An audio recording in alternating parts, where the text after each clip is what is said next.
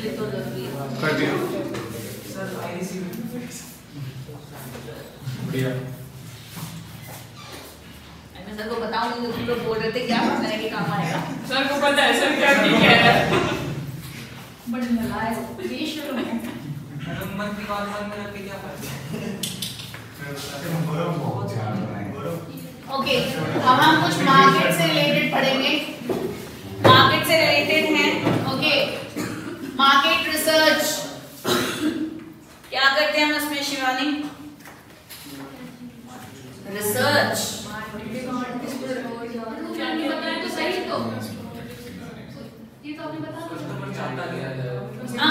Market research कि हम market के बारे में रिसर्च करेंगे कि मेरा कस्टमर जो है, मेरे प्रोडक्ट का जो कस्टमर होगा उसको क्या चाहिए, मुझे अपने प्रोडक्ट में अगर कुछ चेंजेस लाने हैं तो क्या क्या चेंजेस करने चाहिए, मार्केट सिचुएशन क्या चल रही है, कस्टमर का बाइंग पैटर्न क्या हो सकता है, वो कितना प्राइस के लिए सेंसिटिव है, नियर फ्यूचर में अगर मुझे प्राइस में चेंजेस करना है तो करना चाहिए नहीं करना चाहिए, कस्टमर्स की जो प्रेफरेंसेस है वो क्या है, कब उसकी डिमांड में चेंजेस आ सकते हैं, मेरी जो स्ट्रेटजीज मैंने बनाई है वो अकॉर्डिंगली है या नहीं है, एंड ऑल वो सब कुछ हम रिसर्च करते हैं।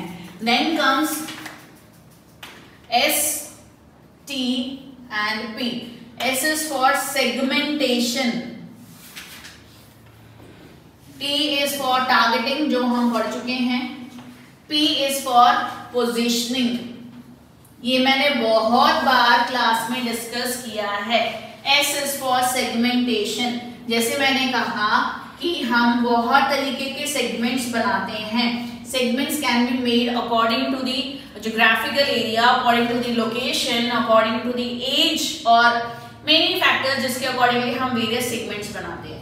Targeting क्या करते हैं, हम उस particular segment को उठाते हैं and we target that particular segment, ठीक है। Positioning जिसको हमने टारगेट बनाया है उसके माइंड में मेरे प्रोडक्ट की एक पोजीशन क्रिएट करना, एक इमेज क्रिएट करना, दैट इज पोजीशनिंग। STP जो है वो हमेशा साथ साथ आता है। पहले सेगमेंट्स बनेंगे, फिर पर्टिकुलर सेगमेंट को टारगेट किया जाएगा, जो टारगेटेड सेगमेंट है उसकी पोजीशनिंग क्रिएट की जाएगी, ठीक है। कोई बात नहीं, ये पोजीशनिंग टारगेटिंग है, सेगमेंटेशन भी होगा। देखो शेयर, ये ऐसे नहीं होगा, मार्केट टारगेटिंग होगा या मार्केटिंग टारगेटिंग ऐसे कुछ होगा, मार्केट टारगेट होगा। शेयर, मार्केट शेयर आपको पता है ये सब, market share.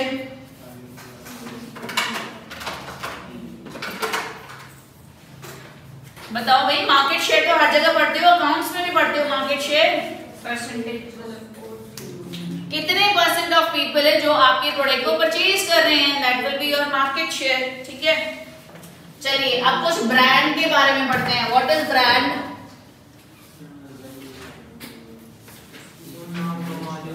Identity of particular product, है ना, या आइडेंटिटी ऑफ पर्टिकुलर प्रोडक्ट बोल सकते हैं, जो कस्टमर आइडेंटिफाई करता है इजीली कि ये ब्रांड उस ब्रांड से डिफरेंट है, ये प्रोडक्ट उस प्रोडक्ट से डिफरेंट है। लाइक ब्रांड नेम हो सकता है या कुछ भी हो सकता है, उसका सिंबल हो सकता है, उसका लोगो हो सकता है, जिससे हम डिफरेंशिएट करते हैं एक प्रोडक्ट को दूसरे प्रोडक्ट से।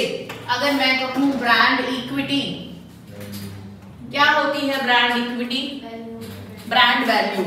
ब्रांड इक्विटी मीन्स जो ब्रांड की वैल्यू है दैट इज ब्रांड वैल्यू और ब्रांड इक्विटी। लाइक जो कस्टमर है, कस्टमर के माइंड में उस ब्रांड को लेकर ब्रांड रिकॉग्निशन कितना है, रिकॉग्निशन इज, ये सब अल्टीमेटली इसी में इंक्लूड हो जाएंगे। जैसे ब्रांड रिकॉग्निशन कितना है, ब्रांड इंपॉर्टेंस कितना है, वो सब ब्रांड इक्विटी में आता है। ब्रांड लॉयल्टी कितनी है ना, वो कितना लॉयल है उसके लिए। पहले बताओ रिकॉग्निशन क्या होगा? Recognition is awareness sort of ना, कि अगर मैं कहूँ कि कुछ भी प्रोडक्ट, अगर मैंने कहा कौन सा ब्रांड, अगर मैं बात करूँ लिवाइस, तो मतलब जो कंज्यूमर है उनको पता है कि लिवाइस नाम का कोई ब्रांड जो मार्केट में है, तो उसे हम कहेंगे कस्टमर ब्रांड रिकॉग्निशन या ब्रांड अवेयरनेस। लॉयल्टी कि उस प्रोडक्ट की कितनी भी प्राइस हो जाए, जैसे एप्पल के फोन आते हैं, प्राइस इतने हाई है बट लोग लॉयल है, कि उसके कंपैरिजन का ये होता है ना कि उसके टक्कर का फोन बनाया ओप्पो ने, उसकी एक तरीके से कॉपी बनाए, है ना, बट उसे नहीं खरीदेंगे। तो 10,000 का ओप्पो में मिल रहा है और वही फोन 1,10,000 का बनाया है एप्पल ने, एप्पल का ही खरीदेंगे। So that is brand loyalty. Consumer loyalty भी ब्रांड लॉयल्टी से ही कनेक्टेड है कि कंज्यूमर लॉयल होते हैं अपने जो भी उन्हें प्रोडक्ट परचेज करते हैं उससे। Customer need and wants, I think explain करने की जरूरत नहीं है। नीड एंड वांट्स क्या होते हैं? कस्टमर सेटिस्फेक्शन,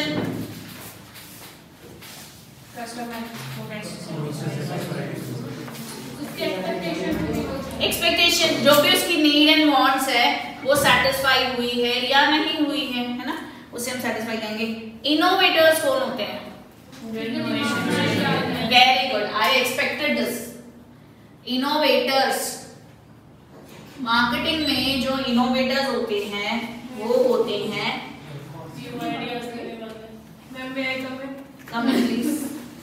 न्यू आइडियाज देने वाले इनोवेटर्स नहीं होते हैं, वैसे न्यू आइडियाज देने वाले पायनियर्स होते हैं। ठीक है, इनोवेटर्स यहाँ पे मार्केटिंग टर्म में इनोवेटर्स क्या होते हैं? जो जब नया प्रोडक्ट मार्केट में आता है, बेसिकली हम बीइंग अ कंज्यूमर, क्योंकि कुछ तो लॉयल भी होंगे, तो हम कभी डेयर नहीं करते कि नए प्रोडक्ट को ट्राई करें, पता नहीं एक्सपीरियंस कैसा होगा। बट कुछ ऐसे होते हैं बहुत डेयरिंग होते हैं, रिस्क लेने में बड़ा मजा आता है। नया आया तो चल इसी को ट्राई करते हैं पहले। नूडल्स में बहुत सारी वैरायटीज आई ना, कुछ लोग है ना ना भाई ना, टॉप रेमन तुम जानो, यिप्पी तुम जानो, अपन मैगी खाएंगे, मैगी ही खाएंगे। No Top Ramen, no Yippee, no other gymkhana बनाना। इतना अच्छा लगता है। सर को बोल दो सर बना लाएंगे ऊपर से मैगी।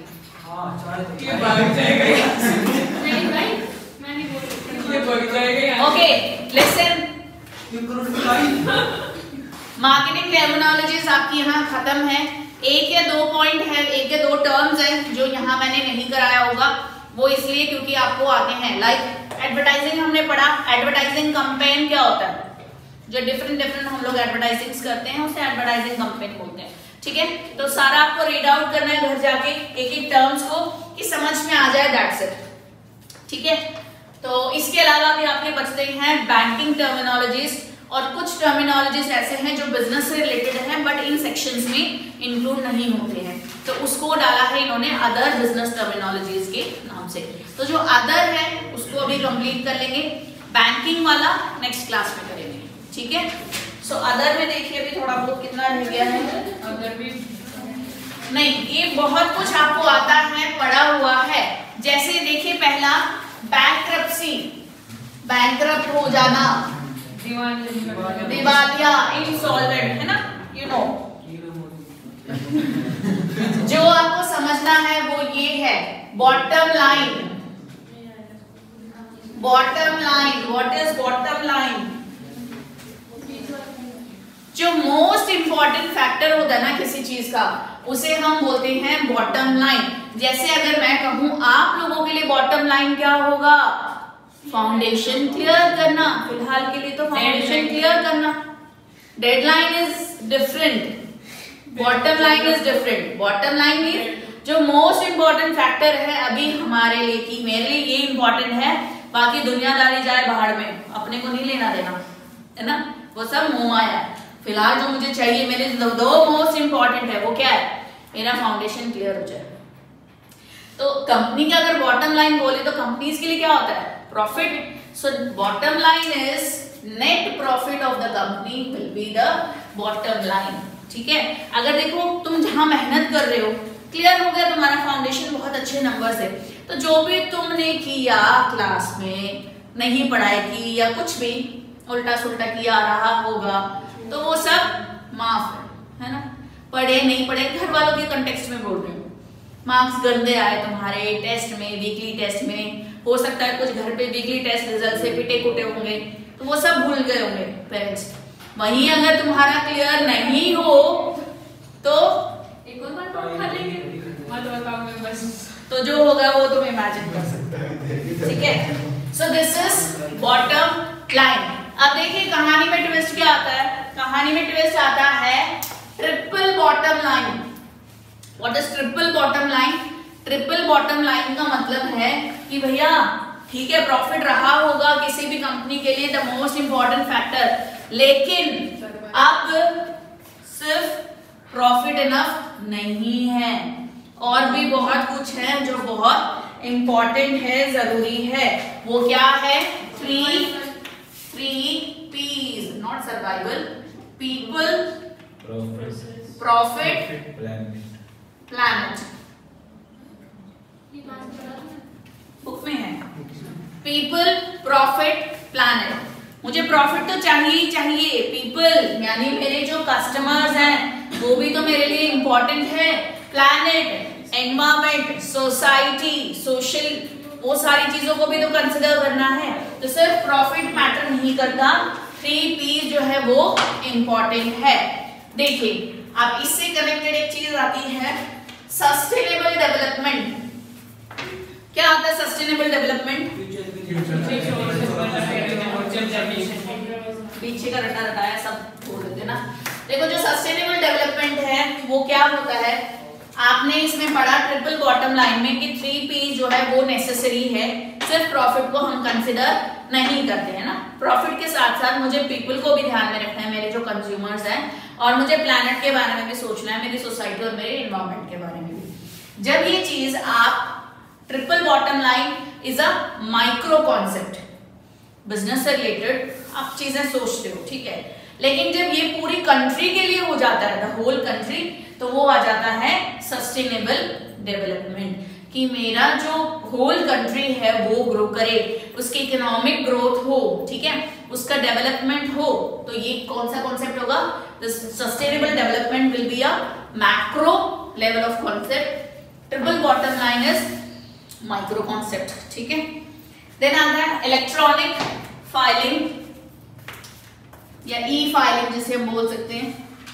पहले सारे जो भी फाइल्स है, files related to the GST, income tax, सब मैनुअल होते थे, लेकिन अब सब इलेक्ट्रॉनिक मोड हो गया, घर बैठे आप उसको फिल कर सकते हो। Joint products and by product, joint product and by product पढ़ा हुआ है आप लोगों का, +1 +2 में कॉमर्स में पढ़ा होगा, पीएचडी में।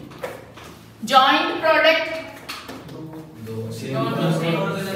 सेम प्रोसेस से जो बहुत 2 या 2 से ज्यादा प्रोडक्ट्स बनते हैं जिनकी कुछ फर्दर प्रोसेसिंग की जाती है, उसे हम कहते हैं जॉइंट प्रोडक्ट। से फॉर एग्जांपल मिल्क, जिससे आप बनाते हो पनीर, चीज, बटर मिल्क, है ना, तो that is joint product. By product जो किसी के वेस्ट से कुछ चीज बनती है उसे हम कहते हैं बाई प्रोडक्ट। जैसे फ्रूट्स का जो क्या बोलते हैं, हाँ पील होता है, उससे क्या बनता है? फ्रूट ऑयल बनता है।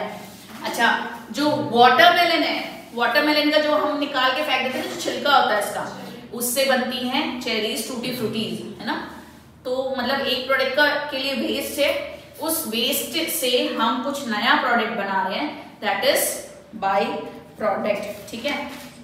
आपके बुक में जो एग्जांपल दिया है कि मोलेसेस जो है शुगर इंडस्ट्री का वेस्ट होता है, मोलेसेस, बट वो मोलेसेस ही है जिससे वाइन का प्रोडक्शन होता है। शुगर इंडस्ट्री का वेस्ट और उससे वाइन प्रोडक्शन होता है, ठीक है। अब 2 चीजें हैं, term insurance and whole life insurance. Term insurance क्या होता है? देखो, time insurance, term insurance particular time period के लिए होता है। से फॉर एन एग्जांपल, अगर आपने 2 साल का इंश्योरेंस लिया या 1 साल का इंश्योरेंस लिया अपनी गाड़ी का, ठीक है, 1 साल का इंश्योरेंस अगर आपने उसको रिन्यू नहीं कराया तो मींस आपका वो 1 ईयर का टाइम पीरियड खत्म हो गया। उस 1 ईयर के टाइम पीरियड के बाद अगर आपकी गाड़ी में कोई एक्सीडेंट होता है, कोई टूट फूट होती है, तो वो क्लेम नहीं होगा। वहीं अगर होल लाइफ इंश्योरेंस की हम बात कर रहे हैं, वही लाइक जीवन के साथ भी और जीवन के बाद भी, कौन? एक अटूट रिश्ता, LIC, है ना। तो मतलब एक पर्टिकुलर इवेंट की बात करता है यहाँ पर। इवेंट क्या होंगे? 2 इवेंट हो सकते हैं, या तो जिसका इंश्योरेंस है वो एक्सपायर हो गया तो अमाउंट वापस रिटर्न मिल जाएगा, या एक्सपायरी हो गई उस पर्टिकुलर टाइम पीरियड की, एक्सपिरेशन टाइम आ जाता है तो उसको पैसे वापस मिल जाएंगे, ठीक है। लिबरलाइजेशन, एलपीजी पढ़ा होगा, लिबरलाइजेशन, प्राइवेटाइजेशन, ग्लोबलाइजेशन, ठीक है। तो क्या होते हैं ये कॉन्सेप्ट, बुक में सिर्फ एलपीजी नहीं है, लिबरलाइजेशन है, रिस्ट्रिक्शन को हटा देना, रेस्ट्रिक्शन को हटा देना, थोड़ा सा इजी कर देना कि प्राइवेट जो ऑर्गेनाइजेशंस हैं वो इजीली बिजनेस को रन कर सकें, ठीक है। मिशन, मिशन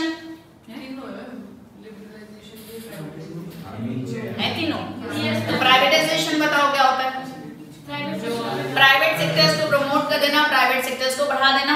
ग्लोबलाइजेशन, आप किसी भी कंट्री से कहीं भी ट्रेडिंग कर सकते हो, बाहर की कंट्री में जाके कुछ परचेजिंग कर सकते हो, बाहर की कंट्री से कोई भी यहाँ आकर परचेजिंग, सेलिंग, परचेजिंग कर सकता है। मिशन एंड विजन पढ़ा है आपने यूनिवर्सिटी में। विजन, विजन क्या होता है, विजन आगे का देखना है। जैसे हम बोल सकते हैं कि जैसे कुछ कल्पना करना या परिकल्पना करना कि मुझे नियर फ्यूचर में ये बनना है, मेरी ऑर्गेनाइजेशन को मुझे यहाँ लेकर जाना है, ठीक है, उसे हम कहेंगे विजन। जैसे अपने फ्यूचर का, कंपनी से रिलेटेड कंपनी फ्यूचर का हम एक रोड मैप बनाते हैं कि अभी मैंने बिजनेस स्टार्ट किया है, हाँ 3-4 साल बाद तो ना मैं एक बहुत बड़ा शोरूम खोल दूंगा। आज तो मैंने एक छोटी सी दुकान खोली, अब देखना कुछ दिनों में, कुछ सालों में ऐसे चलेगा मेरा ये काम, मैं एक बहुत बड़ा शोरूम खोल दूंगा। तो वो विजन है कि मैं ये ऐसा फ्यूचर में चाहता हूँ, एक परिकल्पना कर रहा हूँ। विजन है कि उस विजन को सच कैसे किया जाए, कि मेरा उद्देश्य क्या होना चाहिए, उसके लिए काम करना। So that will be your mission, जिस पर आप काम करोगे, अपनी कैपेबिलिटीज को लगाओगे, अपना फोकस करोगे, उसे हम कहेंगे mission. Corporate governance, corporate governance, various kind of rules, practices या any kind of processes by which कोई भी कंपनी जो है डायरेक्ट की जाती है, जिस कंपनी को कंट्रोल किया जाता है। लाइक गवर्नमेंटल जो रेगुलेशंस होते हैं कि कौन अथॉरिटी होगा, किसके पास पावर होगी, कौन लायबल होगा, वो सब डिसाइड करना कॉर्पोरेट गवर्नेंस होता है, ठीक है। Done. So your marketing terminologies and other business terminologies are over.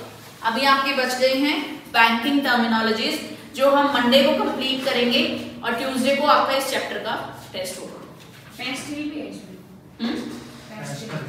हाँ, मैं बोल रही हूँ 1-2 टर्म्स हैं जो मैंने नहीं उठाए हैं, जो आपके पढ़े हुए हैं, जैसे pastel, you know the pastel. तो सारे टर्म्स जो है वो एक बार रीड आउट करके देख लेना, पढ़ लेना। ऑलमोस्ट सारे आपके कवर हो गए, इससे रिलेटेड एमसीक्यूज भी